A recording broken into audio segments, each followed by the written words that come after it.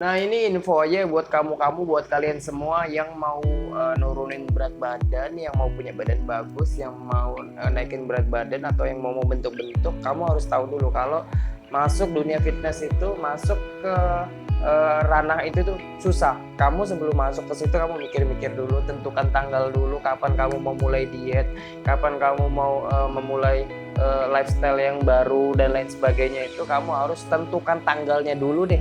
Pastiin kapan kamu ini tekadnya bulat baru kamu maju. Karena apa? Karena kamu pikir semua itu bisa dilakukan dengan gampang gitu, dengan target sebulan, 2 bulan, 3 bulan itu bisa berhasil. Kamu pikir kayak gitu, itu salah. Jadi gini, membentuk semua itu butuh waktu lama ya. Jadi kalau dimensinya itu kamu bikin lemak segini, itu mungkin 1 bulan aja kamu bisa bikin lemak yang ukurannya segini di badanmu. Bisa jadi segini tuh 1 bulan bisa bikin lemak segini. Tapi kalau bentuk otot segini itu bisa butuh waktu 1 tahun, karena membentuk otot itu lama dan susah dan harus dipupuk, dikasih makan, dirawat, dijaga dan dibesarkan ya. Nah, ini yang kamu pikir enteng nih. Kadang-kadang kita kalau ketemu orang itu kayak gini, Mas, saya mau dong ikutan fitness dong, saya mau ngecilin perut nih, perut saya sudah gede banget, sudah begah banget, sudah pokoknya begah lah perut ini kegedean. Gimana caranya Mas supaya gini-gini? Kamu tahu cara ngecilin perut itu bukan dengan sit up, bukan dengan bicycle, bukan dengan bergantung terus melatih otot perut terus tiba-tiba otot perutmu tuh tipis terus six pack kayak gitu. No. Jadi pertama yang harus kamu lakukan buat buang lemak di perut itu adalah mengatur pola makan ya. Bukan latihan, tapi mengatur pola makan dulu. Ini nanti kita jelasin. Kamu silahkan tanya aja gimana cara mengatur pola makan yang baik dan benar. Cari referensi, baca-baca, googling dan lain sebagainya. Terus kamu harus tahu dulu perhitungan kalori dan lain sebagainya. Jadi belajar dulu gitu, jangan langsung mulai aja tanpa edukasi, tanpa tahu ilmu. Kamu cari mentor. Kamu sekarang gampang kok, kamu lihat di Instagram, kamu ikutin akun-akun yang bermanfaat yang sekarang banyak disediakan sama orang-orang di luar sana. Itu kamu bisa lihat, bisa baca apa yang harus kamu lakukan pertama kali. Untuk memangkas otot perut itu yang pertama adalah tadi mengatur pola makan. Terus kamu harus juga meningkatkan massa otot. Gimana caranya meningkatkan massa otot? Ya nggak ada hal lain yang bisa kamu lakukan selain olahraga, terutama angkat beban. Kenapa saya sarankan angkat beban? Karena angkat beban itu gimnastik ya, dunia fitness itu bisa dilakukan oleh semua orang tanpa terkecuali. Nah, terus kamu juga nggak butuh harus punya teman, sebenarnya itu melatih mentalmu juga. Jadi kalau kamu pilih buat membakar lemak dan membangun otot itu olahraganya bulu tangkis, kamu harus minimal punya 4 orang. Kamu harus cari lapangan, harus cari bola, harus cari shuttlecock dan lain sebagainya. Itu susah, harus ngumpulkan orang dulu. Kamu pilih basket susah juga, capek ya kan. Jadi kalau gym kamu bisa sendirian aja, datang ke gym, nggak usah punya teman dan lain sebagainya. Itu kenapa kalau aku tuh lebih nyaranin gym, karena gym itu bagus. Terus dia enggak harus kamu punya fisik yang lengkap, harus sempurna, enggak juga. Banyak fitness itu yang cacat, mohon maaf, ada yang tangannya ini kah kurang simetris, ada yang kurang ini itu, ada yang kakinya ini, tapi badan mereka bisa bagus. Karena apa? Ya itu tadi. Jadi fitness itu adalah salah satu alternatif yang bisa kalian pilih karena itu paling mandiri. Selain itu kalau kamu nggak punya pernapasan yang bagus, bisa kalau kamu capek istirahat. Di gym kan enak, kamu main apa gitu, terus kalau capek tinggal istirahat ya kan. Coba kalau tadi main yang berempat, kalau satu aja ada yang nggak bisa, jadi permainan itu sudah jadi nggak asik lagi gitu. Jadi semuanya harus mahir kan, kalau di gym enggak. Nah, jadi buat membangun massa otot kamu harus angkat beban ya. Aktivitasmu yang cuman aktivitas harian tadi yang cuman berkeringat aja itu nggak akan cukup buat ngebangun otot, karena ada interval khusus yang harus kamu capai supaya ototmu itu bisa kebentuk gitu loh. Berkeringat aja rutinitas tapi kurang bebannya, kurang olahraganya, kurang repetisinya, itu nggak efektif juga buat menaikkan massa otot. Jadi kamu harus angkat beban.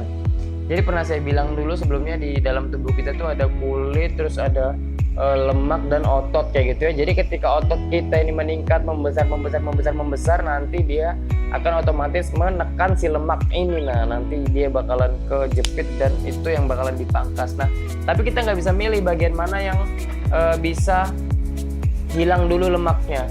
tubuh itu harus dilatih, dikasih makan yang baik dan benar, nanti dia sendiri yang memangkas lemak bagian mana gitu, nggak langsung ke perut gitu ya. Misalnya kamu mau fokus ke perut, jadi nggak langsung ke perut nanti, jadi dia bagian mana dulu nanti yang lemaknya berkurang ya kan, itu tubuh yang ngatur, yang tadi bibirmu kah, di kuping kah, di mana dan lain sebagainya, itu tubuh yang ngatur. Nanti ketika semua lemak udah terpangkas di situ, nanti dia bakalan ke perut. Nah perut itu bagian yang terakhir, dia paling terakhir nanti dijangkau sama sama pemangkas ini. Jadi ke yang lain dulu, muter lemak sini, lemak situ. Kalau sudah habis baru dia ke perut gitu.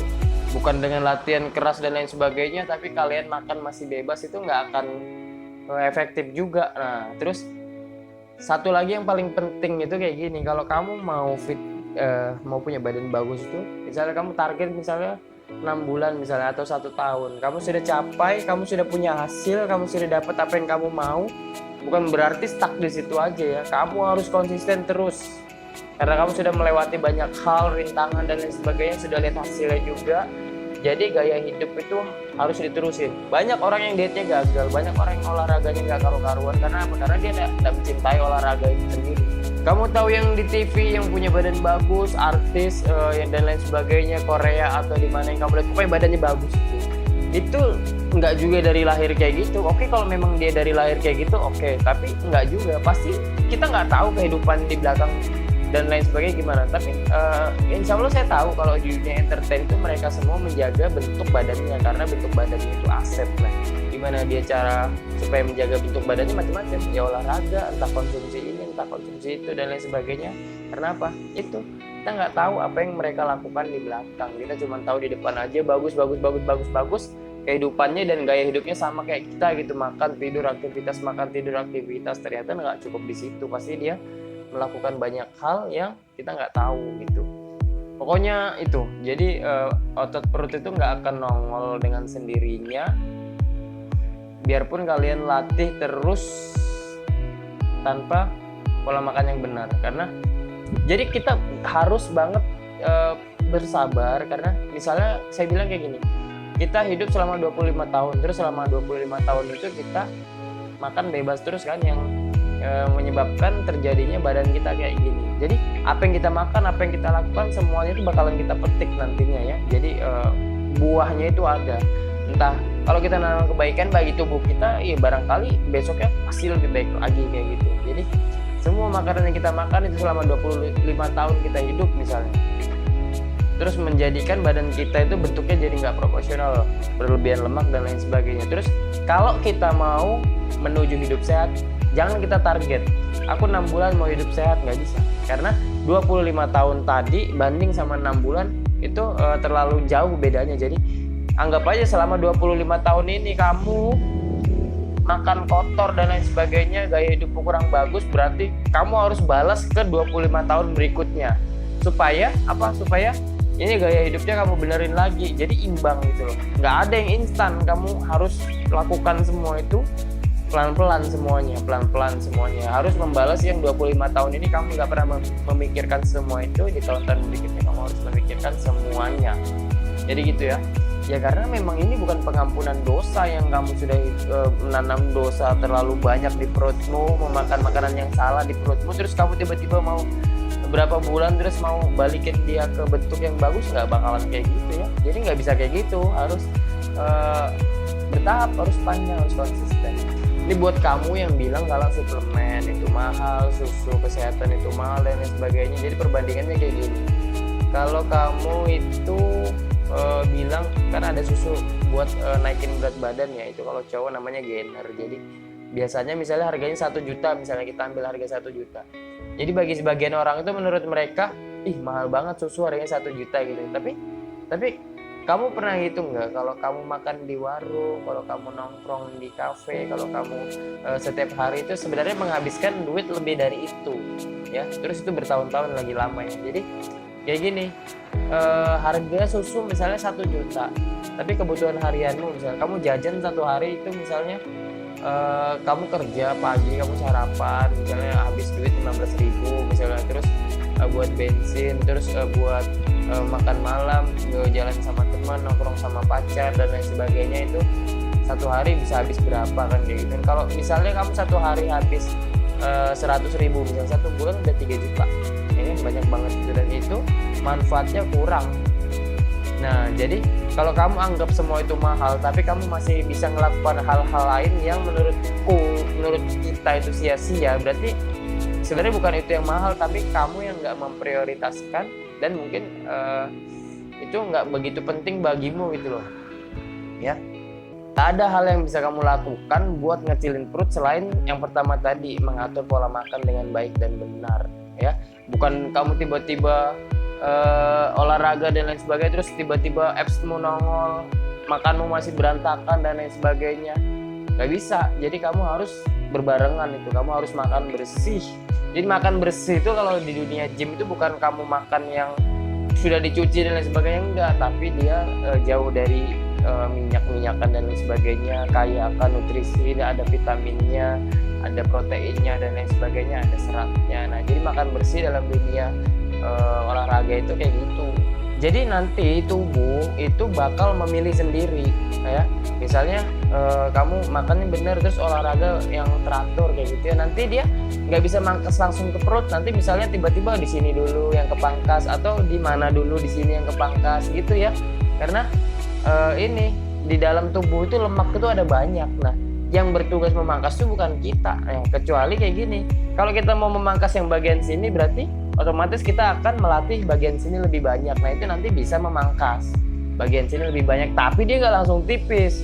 Ya, membentuk otot itu lama, saya bilang.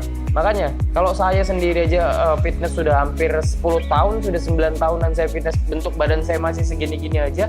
Karena apa? Karena fitness itu lama, membentuk otot itu lama. Kita membangun lemak seukuran ini lebih mudah daripada membangun otot segini. Membangun lemak segini 1 minggu aja bisa, membangun lemak langsung jadi segini bisa, mungkin 1 minggu 2 minggu ya. Tapi buat membangun otot segini, ini mungkin butuh waktu 1 tahun lebih loh, ya. Jadi membangun otot itu nggak sekedar ini bisa kayak gitu, nggak bisa. Coba mohon maaf nih, kamu kalau ngeliat tukang bangunan, kamu kalau ngeliat kuli-kuli yang kerjanya kasar, yang narik gerobak dan lain sebagainya, itu padahal mereka makannya banyak loh, bisa sehari 3 kali, 4 kali, sampai 5 kali ya kan.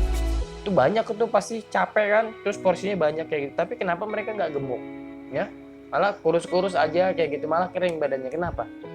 Karena yang dimakan itu walaupun banyak, itu bukan yang dibutuhkan sama badan sebenarnya ya. Jadi itu keluar lagi nanti.